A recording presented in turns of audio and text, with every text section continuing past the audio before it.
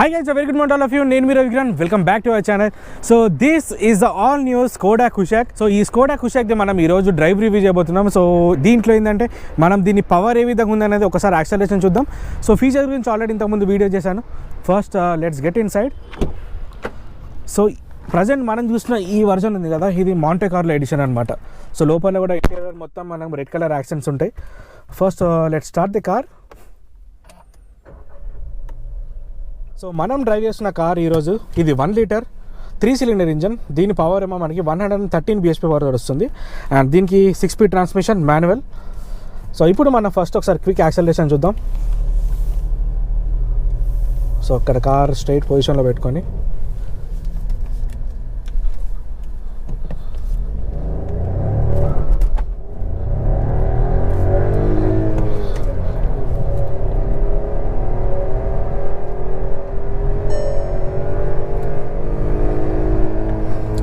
Second gear 95 వరకు వెళ్ళిపోతుంది.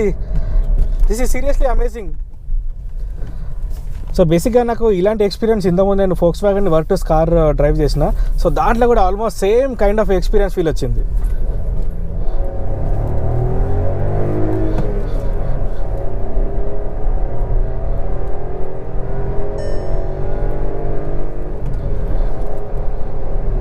And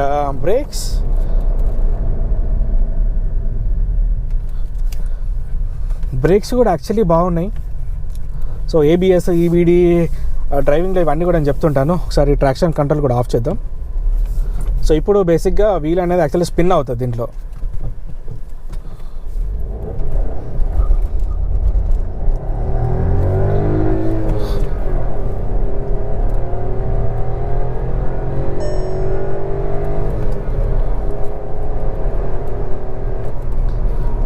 and drive కూడా చాలా స్మూత్గా ఉంది. బాడీ అయితే కొంచెం కూడా అటు ఇటు మూవ్ అవ్వట్లేదు. వెహికల్ స్టెబిలిటీ అయితే చాలా బాగుంది. జనరల్గా ఏంటంటే స్పీడ్కి వెళ్తుంటాయి కదా, స్పీడ్కి వెళ్ళి బ్రేక్ చేసినప్పుడు ఇట్లా వెహికల్ ముందు నోస్ డ్రైవ్ అవ్వడం ఆ విధంగా ఉంటుంది. కానీ దీంట్లో ఆ విధంగా లేదు. సో దీనికి పవర్ కూడా చూసుకుంటే మీకు 113 bhp పవర్ వస్తుంది. అండ్ టార్క్ మీకు 178 Nm టార్క్ వస్తుంది. సో 80 స్పీడ్ లిమిట్ కావగానే ఒకసారి వార్నింగ్ వస్తుంది. మళ్ళీ 120 తర్వాత కంటిన్యూ బీప్ ఉంటుంది. యాక్చువల్లీ ఇలాంటి కార్స్కి ట్రాక్షన్ కంట్రోల్ అవసరం లేదు ఈ పవర్కి. దీంట్లో 1.5 లీటర్ ఉంటుంది. అది మీకు 147 or 149 bhp తోటి వస్తుంది. సో అది ఇంకా పవర్ అనేది మ్యాడ్ ఉంటుంది. దాని టార్క్ కూడా మీకు 250 Nm టార్క్ ఉంది. సో బేసిక్గా ఇప్పుడు స్కోడా కుషాక్ ఇవన్నీ కూడా ఏంటంటే ఓన్లీ పెట్రోల్ ఇంజన్ తోటి మాత్రమే వస్తుంది. సో డీజిల్ ఇంజన్స్ అసలు ఉండవు. సో ఎవరు కొనాలన్నా కానీ ఓన్లీ పెట్రోల్ ఇంజనే. కానీ మీకు ఆప్షన్ ఉంటుంది 2 ఇంజన్స్లో మీ ఇష్టం అనేది మీరు చూజ్ చేసుకోవచ్చు అనమాట. సో యాక్సలరేషన్ విషయంలో చూసుకుంటే మనకి 1 లీటర్ ఇంజనే మోర్ ఎనఫ్. సిటీలో ఇట్లా డ్రైవ్ చేసుకుంటాం కదా. సో దీని గేర్ యూజెస్ కూడా చాలా లాంగ్ ఉన్నాయి. అంటే మీకు చూడండి, సెకండ్ గేర్లో నేను హై ఎండ్ డ్రైవ్ చేస్తే 90-95 వరకు వెళ్ళిపోయింది. So 1 litre more enough. But ఎవరికైనా ఎక్కువ పవర్ కావాలి, అగ్రెసివ్ పుల్స్ కావాలి అనుకున్న వాళ్ళు అప్పుడు మీరు 1.5 లీటర్కి వెళ్ళొచ్చు. సో ఇక్కడ నేను మీకు ఏబిఎస్ అనేది చూపిస్తాను ఏ విధంగా పనిచేస్తుంది. ఇప్పుడు సైడ్లో మట్టి ఉంది కదా, ఇక్కడ చూద్దాము. బ్రేక్స్. సో జనరల్గా ఇట్లా మట్టి ఉన్న దగ్గర మనం ఈ కార్ దగ్గర టెన్షన్ పడే అవసరం లేదు. ఎంత హార్డ్గా బ్రేక్ చేసినా కానీ వెహికల్ అనేది మీకు వీల్స్ లాక్ అవ్వకుండా ఆగిపోతుంది. అండ్ దీంట్లో ఇంకొకటి ఉంది, అదేంటంటే మీకు ఎలక్ట్రానిక్ డిఫరెన్షియల్ లాక్ అని చెప్పేసి ఉంది. అది ఏ విధంగా పనిచేస్తాను నేను చెప్తాను. ఇప్పుడు సపోజ్ ఇప్పుడు ఇక్కడ రోడ్ చూడండి, పక్కనేమో మెయిన్ రోడ్ టార్మాక్ ఉంది, కింద మట్టి ఉంది కదా. సో ఇలాంటి ప్లేస్లో నేను థ్రాటిల్ ఎక్కువిస్తే ఇక్కడ దానికి రోడ్ ట్రాక్షన్ తీసుకుంటుంది, అక్కడ స్లిప్ అవుతుంది కాబట్టి మీకు ఆ వీల్ది పవర్ ఆపేస్తుంది అనమాట అటు సైడ్. అది కూడా ఇప్పుడు ఒకసారి చూస్తాను. ట్రాక్షన్ కంట్రోల్ ఇప్పుడు ఒకసారి ఆన్ చేద్దాం. సో ఇదంతా కూడా టోటల్ ట్రాక్షన్ కంట్రోల్ బేస్డ్ అనమాట. ట్రాక్షన్ కంట్రోల్ బేస్ మీద చిన్న చిన్న ఫంక్షన్స్ ఉన్నాయి. వీటికి ఏంటంటే వీళ్ళ టెక్నాలజీలో ఒక్కొక్క దానికి ఒక్కొక్క నేమ్స్ అనేది ఇచ్చారనమాట. ఇప్పుడు చూడండి, పవర్ అనేది ఆగిపోయింది అటు సైడ్. సో ఇక్కడ వీల్ అనేది స్లిప్ అవ్వలేదు, అటు సైడ్ స్లిప్ అయింది. సో అటు సైడ్ స్లిప్ రెగ్యులేషన్ అనేది. సో దీంట్లో మోటార్ స్లిప్ రెగ్యులేషన్ అనేది కూడా ఉంది. సో అన్ని డిఫరెంట్ నేమ్స్. మీరు ఒకవేళ వీళ్ళ కంపెనీ మెన్షన్ చేసిన దాంట్లో వస్తే XDS plus, motor slip regulation, differential lock, ఇట్లా డిఫరెంట్ నేమ్స్ ఉంటాయి. సో ఇవన్నీ కూడా ఏంటంటే అంత ట్రాక్షన్ కంట్రోల్ మీద పనిచేస్తుంది. అండ్ వెహికల్ స్టెబిలిటీ ప్రోగ్రామ్ కూడా బాగుంది దీంట్లో. సో జనరల్గా ఇట్లా ఎస్యూవీస్ ఏంటంటే స్పీడ్కి వెళ్ళి మనము ఇట్లా స్టీరింగ్ అటు ఇటు టిల్ట్ చేసి మాన్యువర్ చేస్తాం కదా, కొన్నిటి బాడీ రోల్ అవుతుంటుంది. సో దీనికి ఆ విధంగా లేదు. సో దీనిలో బాడీ రోల్ మిటిగేషన్ అది కూడా ఉంది దీంట్లో. సో ఇక్కడ మనము వేరే రోడ్ తీసుకుందాం. సో ఇప్పుడు మనము ఇట్లా రోడ్స్ టర్నింగ్ తీసుకుంటున్నాం కదా, ఇలా టర్నింగ్ తీసుకున్నప్పుడు ఈ కార్ ఏంటంటే ఆల్మోస్ట్ స్ట్రైట్గా ఉండడానికి ట్రై చేస్తాను అనమాట. సో దీంట్లో ముందు మీకు ఫ్రంట్ సస్పెన్షన్లో స్టెబిలైజర్ కూడా ఉంటుంది. దీంట్లో రెగ్యులర్ సస్పెన్షన్ మెక్ఫర్సన్ సస్పెన్షన్ ఉంటుంది, కానీ కింద మీకు లోవర్ ట్రయాంగులర్ లింక్స్ తోటి స్టెబిలైజర్ వస్తుంది. ఇది మీకు కొన్ని కార్స్లలో ఉండదు, దీంట్లో ఉందన్నమాట. సో మీకు చీరింగ్ దగ్గర టర్నింగ్స్ దగ్గర అటు ఇటు ఎక్కువ తీసుకున్నప్పుడు ఏంటంటే కార్ మ్యాక్సిమం స్ట్రేట్ ఉండడానికి కోసం ట్రై చేస్తూ ఉంటుంది. అండ్ ఈ కార్ సస్పెన్షన్ కూడా మరీ సాఫ్ట్ లేదు, అంటే లిటిల్ బిట్ స్టిఫ్ ఉంటుంది. అంటే మనం డ్రైవ్ చేసినప్పుడు కూడా కొంచెం మనకి రోడ్ మీద బంప్స్ ఉంటాయి కదా, ఇవన్నీ కూడా ఫీల్ లోపలికి వస్తుంది. సో ఈ కార్ని ఆల్రెడీ మేము డ్రైవ్ చేసినాం కాబట్టి ఆ ఫీల్ అనేది మీకు డైరెక్ట్ చెప్తున్నాను. అండ్ ఈ కార్ ఓనర్ కూడా చెప్పిన విషయం కూడా సేమ్ అదే, కొంచెం సస్పెన్షన్ స్టిఫ్నెస్ ఉంది. సో ఈ స్టిఫ్నెస్ ఉంటే ఏంటంటే మీకు స్పీడ్ వెళ్తున్నప్పుడు స్టెబిలిటీ ఉంటుంది. జనరల్గా ఎస్యూవీకి యాక్చువల్లీ ఆ స్టెబిలిటీ అనేది ఉండాలి, అది వేరే కార్స్లో ల్యాకింగ్ ఉంటుంది, అది దీంట్లో ఉందన్నమాట. సో ఇప్పుడు చూడండి స్పీడ్ ఆల్మోస్ట్ నేను 95-94 స్పీడ్ ఉన్నా. ఈ స్పీడ్లో వెళ్తున్నప్పుడు మోర్ స్టేబుల్ ఉంది, అసలు కొంచెం కూడా కార్ ఊగుతున్నట్టు అటు ఇటు ఏం లేదు, చాలా రిలాక్స్డ్గా వెళ్తుంది. ఎట్లా అంటే రోడ్కి ఆల్మోస్ట్ స్టిక్ అయ్యి వెళ్తున్న ఫీలింగ్ అయితే దీంట్లో ఉంది. జనరల్గా ఈ ఫీల్ వేరే బ్రాండ్ ఎస్యూవీస్లో కొన్నిట్లో రాదు, మీకు దీంట్లో వస్తుంది. సో ఈ స్కోడా కుషాక్ కానీ లేకుంటే ఫోక్స్వాగన్ టైగూన్ కానీ ఈ రెండిట్లో కూడా ఆల్మోస్ట్ సేమ్ ఇదే విధంగా ఉంది. అండ్ దీని వీల్ బేస్ కూడా కొంచెం ఎక్కువ ఉంది అనమాట కాంపిటేటివ్ వేరే కార్స్ చూసుకుంటే. ఇక్కడ ఇప్పుడు రోడ్ ఈ విధంగా ఉంది కదా, ఈ ప్లేస్లో ఆ కింద మనకి రోడ్ అన్ఈవెన్నెస్ ఆ ప్యాచీ రోడ్స్ ఉంటాయి, అవి తెలుస్తూ ఉంటాయి, కానీ ఈజీగా వెళ్ళిపోవచ్చు. అంటే మనకు అంత టెన్షన్ అయితే లేదు, కార్కి అయితే ఏం కాదు, బికాస్ గ్రౌండ్ క్లియరెన్స్ కూడా ఎక్కువనే ఉంది. సో ఇన్ కేస్ మీరు ఆఫ్ రోడ్ వెళ్ళాలి, ఎక్కడన్నా టెరెన్స్ ఏమైనా వచ్చినా కూడా ఈజీగా వెళ్ళొచ్చు.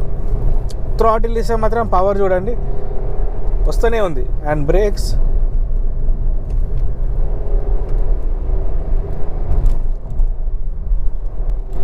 పవర్ అయితే చాలా బాగుంది, అంటే పవర్ ల్యాకింగ్ అవుతుంది అనేది అయితే నాకైతే అనిపించట్లేదు. అంటే లో ఎండ్లో పవర్ ల్యాక్ అవ్వడం ఆ విధంగా అయితే ఇక్కడ కూడా లేదు, మంచి నీట్గా కంటైన్ అవుతుంది. 1 లీటర్ సరిపోతుంది. బట్ ఇమాజిన్ ఇదే కారు ఒకవేళ 1.5 లీటర్ డిహెచ్జి గేర్ బాక్స్తో నడిపిస్తే ఏ విధంగా ఉంటుంది, అదైతే next level. Every gear shifts అన్నీ కూడా సూపర్ క్రేజీ ఉంటుంది. 149 బిఎస్పి 147 బిఎస్పి అంత పవర్. లిటరల్లీ ఆ కార్ని అయితే ఇంక ఎంజాయ్ చేయొచ్చు. యాక్చువల్లీ ఇది కూడా యాక్చువల్లీ ఫన్ టు డ్రైవ్ ఉంది, ఈజీగా స్పీడ్ తీసుకుంటుంది, ఆ స్పీడ్ వెళ్తున్నట్టు కూడా తెలియట్లే. కానీ నోటీసేబుల్ ఒక్కటి ఏంటంటే కొంచెము ఇంకా ఐసోలేషన్ నాయిస్ అనేది ఇంకొంచెం ఎక్కువ ఉంటే బాగుండేది. But engine is little bit refined, అంటే వేరే 3 సిలిండర్ ఇంజన్స్తో కంపేర్ చేసుకుంటే దీంట్లో ఉన్నది ఇప్పుడు మనం డ్రైవ్ చేసే 3 సిలిండర్ ఇంజన్ కొంచెం రిఫైన్డ్ అనిపిస్తుంది. అండ్ మళ్ళీ ఒకసారి మనము ఏబిఎస్ అనేది చూద్దాం సైడ్లో. సో జనరల్గా మనం రోడ్ దగ్గర ఇలాంటి ఇసుక ఉంటుంది కదా, ఇలాంటి ప్లేసెస్లో హార్డ్గా బ్రేక్ చేసినాం అనుకోండి వెహికల్ అనేది యాక్చువల్ ఆగిపోతుంది. అండ్ దీంట్లో ఆటోమేటిక్ మీకు స్టార్ట్ స్టాప్ కూడా ఉంది. సో మీకు ట్రాఫిక్లో ఎక్కువసేపు ఉన్నప్పుడు కూడా కార్ అనేది ఆటోమేటిక్ ఆఫ్ అవుతుంది, అక్కడ మీకు ఫ్యూయల్ సేవ్ అనేది ఉంటుంది. సో మళ్ళీ క్లచ్ ప్రెస్ చేయగానే కార్ అనేది ఆన్ అవుతుంది. సో ఇది బెస్ట్ సిస్టమ్. కానీ మీకు మైలేజ్ విషయంలో ఈ కార్ చూసుకుంటే కంపెనీ క్లెయిమ్డే మనకు 17 చెప్పింది, బట్ రియల్ టైమ్ సిటీలో చూసుకుంటే మీకు అరౌండ్ 14-15 వరకు దీంట్లో ఎక్స్పెక్ట్ చేయొచ్చు. సో ఇప్పుడు ఎట్లన్నా మనం స్కోడా కుషాక్ గురించి మాట్లాడుతున్నాం కాబట్టి దీంట్లో 1.5 లీటర్ ఇంజన్ గురించి మాట్లాడదాం. సో 1.5 లీటర్ ఇంజన్లో మీకు పవర్ ఎక్కువ ఉంది కదా, అది 4 సిలిండర్ ఇంజన్. సో మీకు 1.5 లీటర్లో కూడా మైలేజ్ అనేది ఎక్కువ వస్తుంది. ఎందుకు అంటే దాంట్లో మీకు యాక్టివ్ సిలిండర్ టెక్నాలజీ ఉంది. సో యాక్టివ్ సిలిండర్ టెక్నాలజీలో బేసిక్ గేమ్ అవుతుంది అంటే ఇప్పుడు థ్రాటిల్ ఇట్లా ఫుల్ ఇస్తున్నాం అనుకోండి, మీకు 4 సిలిండర్స్ పనిచేస్తాయి. అదే ఒకవేళ థ్రాటిల్ పొజిషన్ నేను లోయెస్ట్ ఆర్పిఎంలో పెట్టుకున్నాం అనుకోండి, ఇప్పుడు సపోజ్ ఇప్పుడు 2200 ఇంత ఉంది కదా, ఈ పొజిషన్లో ఉంటే మీకు ఓన్లీ 2 సిలిండర్సే పనిచేస్తాయి. సో అక్కడ 2 సిలిండర్స్ ఆఫ్ అవుతున్నాయి కాబట్టి మీకు అక్కడ కొంచెం లిటిల్ బిట్ ఫ్యూయల్ సేవ్ అవుతుంది. సో రియల్ టైమ్ కంపారిటివ్లీ ఒకవేళ 1 లీటర్ 1.5 లీటర్ రెండిట్లో చూసుకుంటే రెండు కూడా ఆల్మోస్ట్ సేమ్ మైలేజ్ వస్తాయి. లైక్ రెండు 17 కిలోమీటర్స్ కంపెనీ క్లెయిమ్డ్ ఉంది, బట్ ఇంచుమించు చూసుకుంటే రెండు కూడా సేమ్ మైలేజ్ వస్తాయి. అది పవర్ ఎక్కువ ఉన్నప్పటికీ కూడా ఇదే మైలేజ్ మీరు క్లెయిమ్ అయితే చేసుకోవచ్చు దానికి కూడా. సో ఇట్లా కార్నరింగ్ చేస్తున్నాం కదా, ఇప్పుడు ఈ ప్లేస్లో దీని బాడీ రోల్ అనేది తెలుస్తూ ఉంటుంది. ఇప్పుడు దీనికి బాడీ రోల్ ఎక్కువ లేదు, అదే వేరే ఎస్యూవీస్లో కొన్నిట్లో తెలుస్తూ ఉంటుంది మనకి, ఇట్లా కార్ ఇట్లా క్రాస్ అవుతున్నట్టు బెండ్ అవుతున్నట్టు అనిపిస్తూ ఉంటుంది. సో దీంట్లో లేదు. మీరు ఒకసారి ట్రై చేయండి, ఒకసారి మీ నియరెస్ట్ ఏదైనా డీలర్షిప్ ఉంటే నేను చెప్పింది ఒకసారి మీరు ట్రై చేసి చూడండి. ఏబిఎస్ ఒకసారి చూడండి, ట్రాక్షన్ కంట్రోల్ ఒకటి చూడండి, కార్నర్ దగ్గర ఒకసారి స్టీరింగ్ అనేది ఒక 60 స్పీడ్లో ఇట్లా కట్ చేసి చూడండి. మీకు అప్పుడు దీని స్టెబిలిటీ అనేది అర్థమవుతుంది.